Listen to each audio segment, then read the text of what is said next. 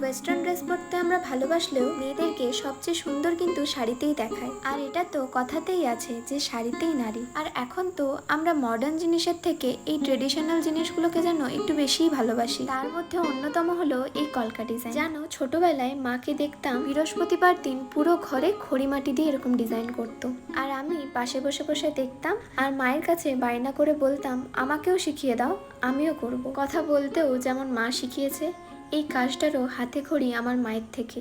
আমিও আগে খড়িমাটি আর হাত দিয়ে আলপনা দিতাম, কিন্তু এই কয়েক বছর হলো তুলি ধরতে শিখেছি। যাই হোক, অনেক দিন আগেই এই কাজটা শুরু করেছিলাম, তবে আর শেষ করাই হচ্ছিল না। আর এই কয়েকদিন ধরেই খুব ইচ্ছে করছিল একটু শাড়ি পরে সাজুগুজু করে ভিডিও করার, তাই ভাবলাম এই কাজটা নিয়ে বসি। এই সুযোগে আমার কাজটাও কমপ্লিট হয়ে যাবে। কাজটা করতে করতে ভাবছিলাম একটা প্লেন লাল শাড়ির ওপর যদি এরকম সাদা কলকা ডিজাইন করা যেত তাহলে কিন্তু বেশ সুন্দর লাগতো। এই তো কাজটা